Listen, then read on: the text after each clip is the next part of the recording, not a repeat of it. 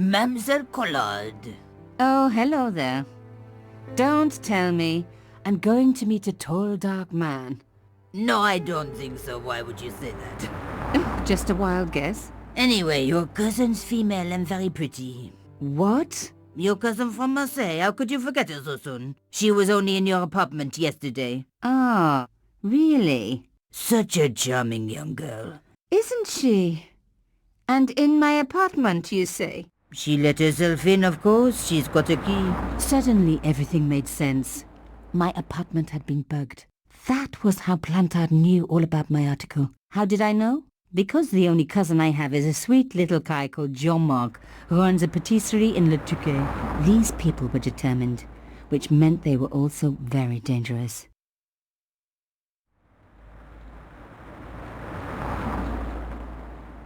I suppose she'd forgotten which apartment was mine. Oh, Miss Collard, you're a mind reader. That's just what she said. Oh, I bet it was.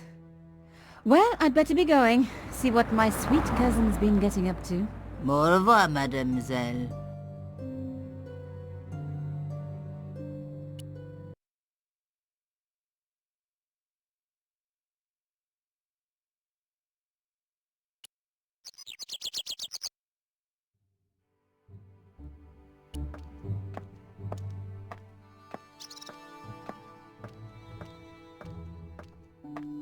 I didn't need to call anyone.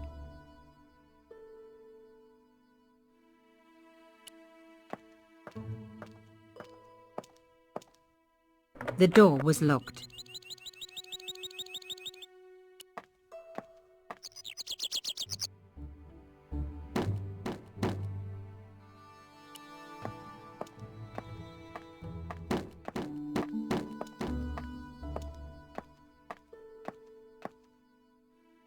Hey, where do you think you're going?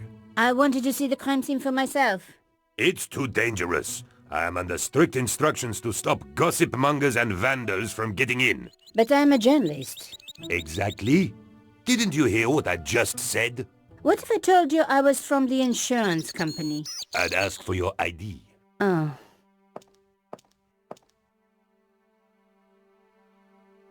There was nothing I could do. The workman had everything under control. Hello, could I ask you some questions? Bit late, aren't you? They already took away the body. I'm doing a follow-up on this story.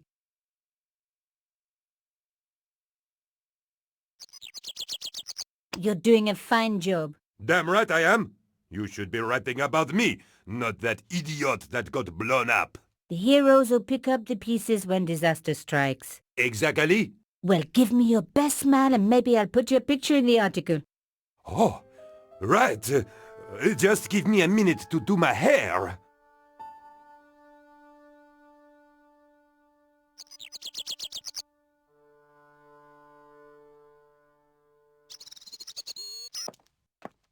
The police had removed the body, but nothing else looked disturbed.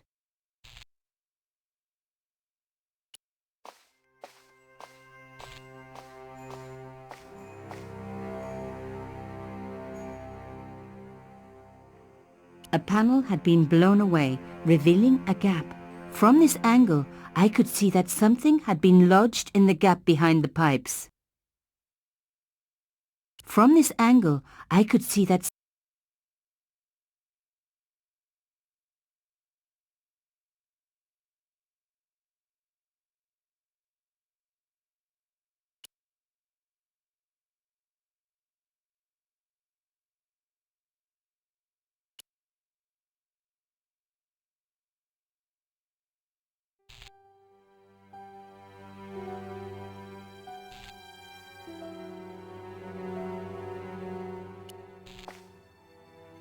behind the table were some damaged pipes.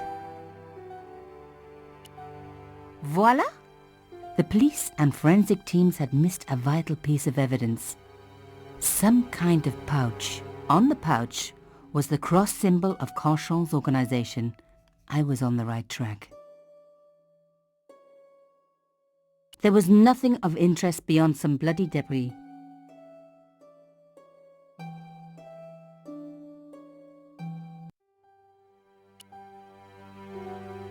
On the pouch was the cross symbol of Conchon's organization. Inside the pouch were 2 items, a strange metallic artifact and a letter in some kind of code.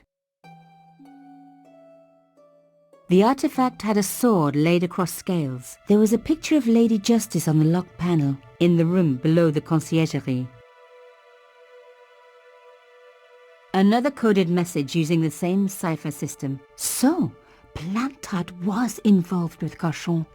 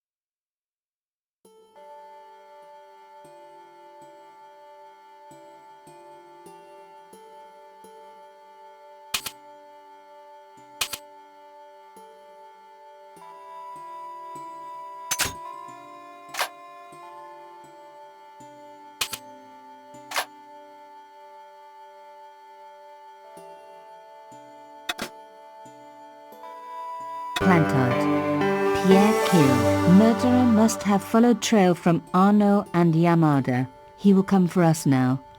We must be vigilant. Thierry's girl broke into Pierre's safe. She worries me. Imelda. So much for Imelda's innocence. Plantard was working for her, and for Canchon. But why did Plantard want to meet? Was it a trap? Or maybe he was in too deep and needed me to tell the story, whatever the story was. One thing was clear. It was a story worth killing for.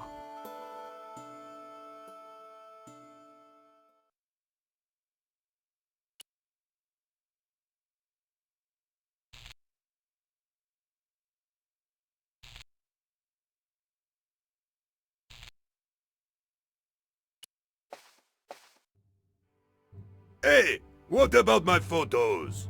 Oh, of course. How could I forget? Well, I'm waiting. Get your camera out. Camera.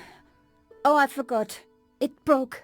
Alors, they should never send a woman to do a man's job. Well, this woman had fooled him easily enough, and found the evidence the police had missed.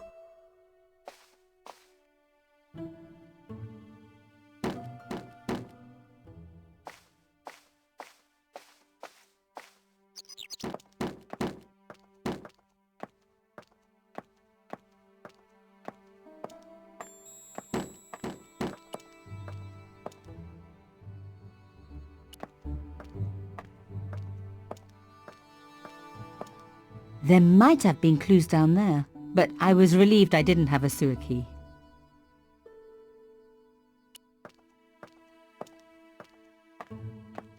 The pipes weren't going to help my investigation.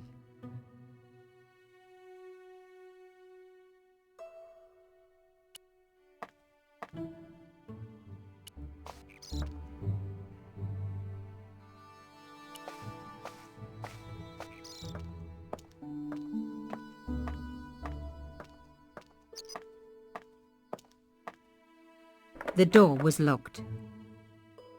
The strange metal artifact I found in Plantard's pouch had pointed back to the quayside.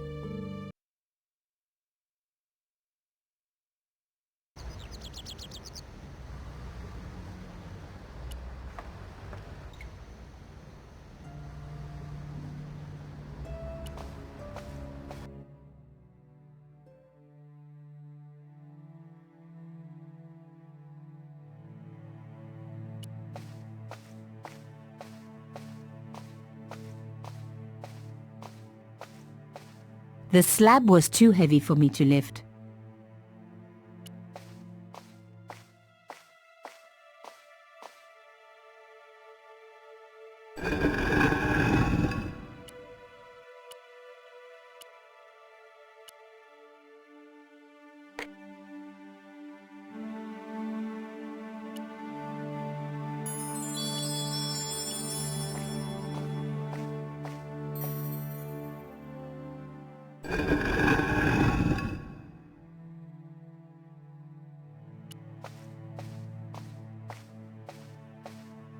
I removed the shell case.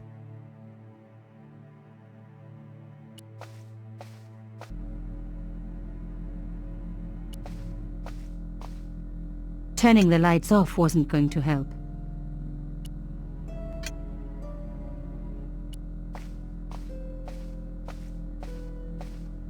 That wasn't going to help.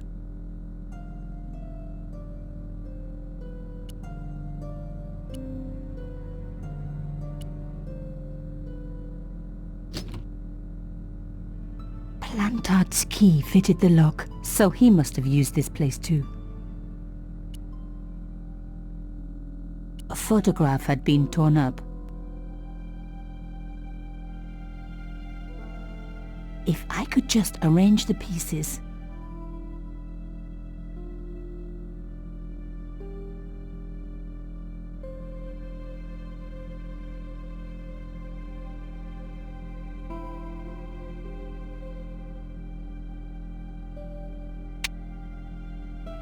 Oh my God, it can't be.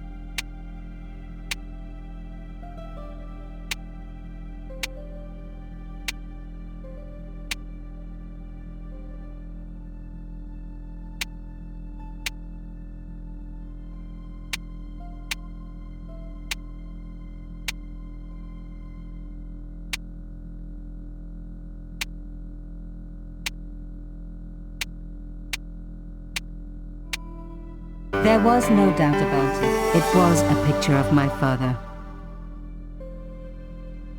Papa, oh God. After what I'd gone through, I thought I could face anything, but not this. My father, the one person in the whole world who I truly admired, standing with Crachon, while those murderers carried on with their evil work. My father, grinning at the camera. I couldn't believe it. I realized that I desperately needed to get to the bottom of this story, and that I really needed George.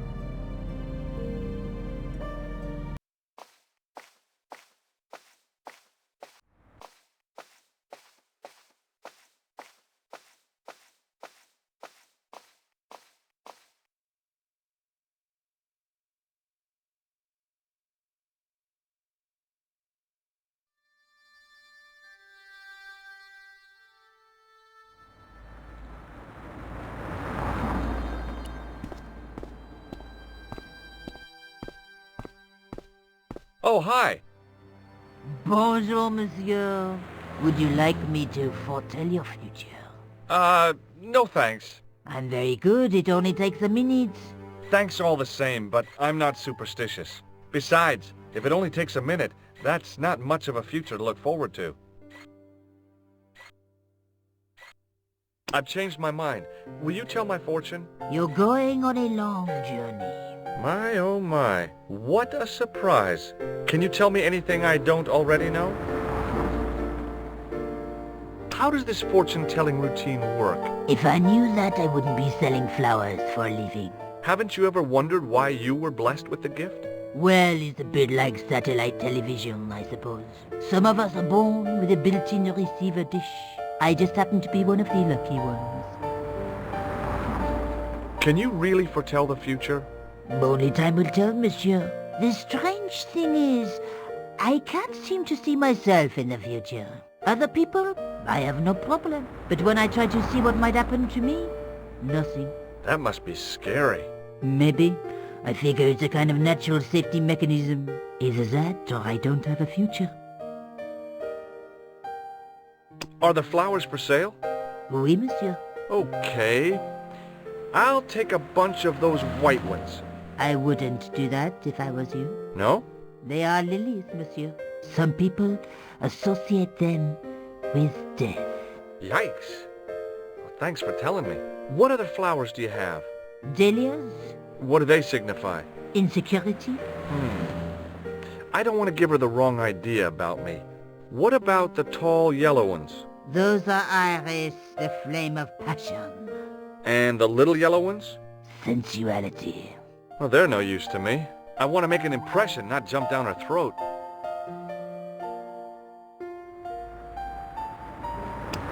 Do you recognize this nose? No, monsieur. What can you tell me about this tissue? Nothing. What can you tell me about this material? It's a very expensive piece of cloth, monsieur. What do you make of this tool? Is it something a dentist would use? No, it's for raising manhole covers. Formidable. Do you know a young woman called Nicole Collard? Yes, I do. She lives upstairs from me in the apartment block across the street. The door isn't locked, but you'll need to give it a gentle nudge. It sticks, you see, because of the dam. The landlord said he'd fix it before winter sets in. He's been saying that for 3 years. How long has Mademoiselle Collard lived here? A few months. She's in for a shock when the cold weather comes. Drafty windows, insufficient heating. It's a struggle to keep warm. The only reason I stay is because the rent is cheap. Your young lady, she deserves better. I thought Mademoiselle Collard was a successful photographer. Not as successful as she makes out for all her fine clothes. Oh, I've heard her crying herself to sleep at night. That's awful. Now don't you let on that I've told you. She's proud, that one. Too proud, if you ask me. Have you seen anyone out here watching Mademoiselle Collard's apartment? Yes, I have. A strange man. Tall and thin as a broomstick. He kept his face hidden, but I saw his eyes peering from evil little slits. How was he dressed? A long brown raincoat with an hat. Or like Humphrey Bogart? Yes, but he didn't have Bogart's charisma. Besides, this guy looked like he needed a toilet. You never saw Bogart clenching his buttocks like that. Is there anything else you can tell me about Mademoiselle Collard? No, monsieur.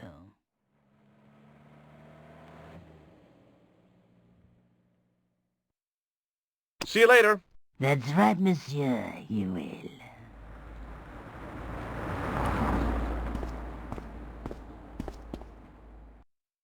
Remembering the flower seller's advice, I pushed the door gently just above the lock. Hi. Bonjour. I'm glad you could make it, monsieur. Please, call me George. Fine. I'm Nicole. Take a seat, George.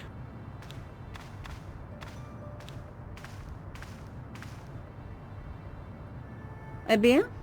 And what have you been up to? I've been exploring the sewers underneath the cafe. I thought I could smell something bad. The clown used the sewer to escape and to change out of his costume. I guess he was in a hurry. He left his jacket behind. And? I got his tailor's phone number. You had better luck than I did. Luck, she said. Luck. Hard work, I'd call it. What happened? My editor told me to drop this story.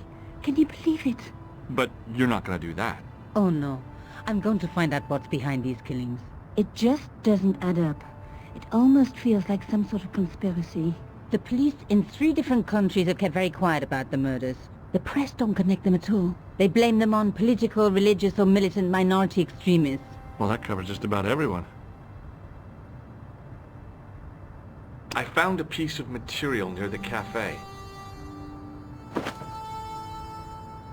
When I showed it to the concierge, he recognized it right away. It's very distinctive, all right. Just wait until you see this.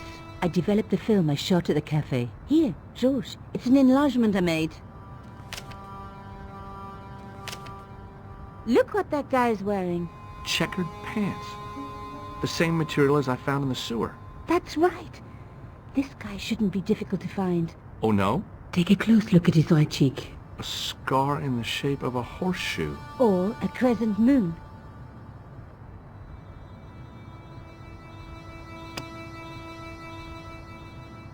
This is the tool I used to get into the sewers. Fascinating, George. You're not interested, are you? Oh, of course I am. I think it was very brave of you to go down those sewers. Yeah?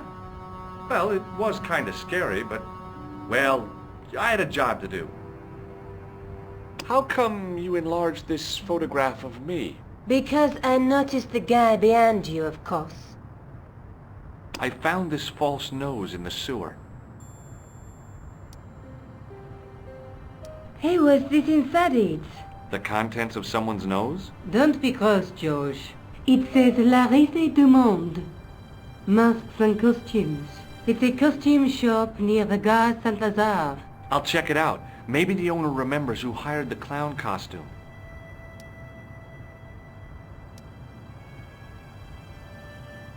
Tell me more about the clown's previous victims. The first was Arnaud Bellotta, the millionaire pharmaceutical baron. He made his money from amphetamines in the post-war slimming and diet boom. Imagine it, millions of housewives literally speeding their butts off. The only witness in the case was his Filipino au pair. She swears he was lured to his death by a snowman. What about the clown's second victim? Yamada, the controversial Japanese politician. He inherited his fortune from his father's electrochemical consortium. How did he die? At the hands, or should I say flippers, of a giant emperor penguin. A snowman, a penguin, and now a clown.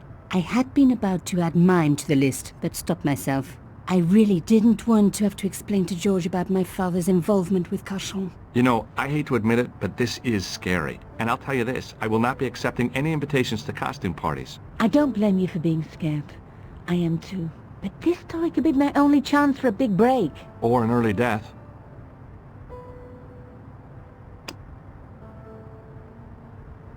I found this tissue down the sewer. That's disgusting, George. No. I think the stuff on it is grease paint, like actors use, or clowns. It's still disgusting. Get rid of it.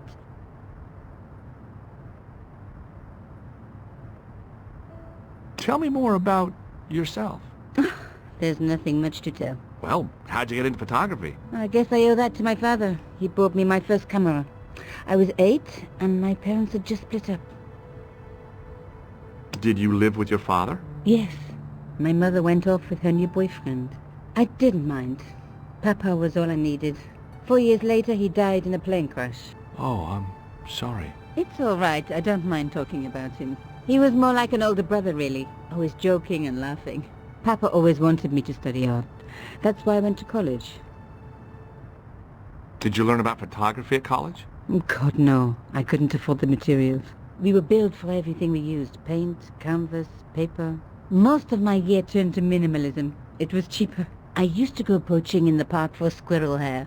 The only time I wasn't hungry was the term I did printing. I used to eat the potatoes. You're making fun of me, aren't you? Oh, no. I have to go. Okay, I'll see you later.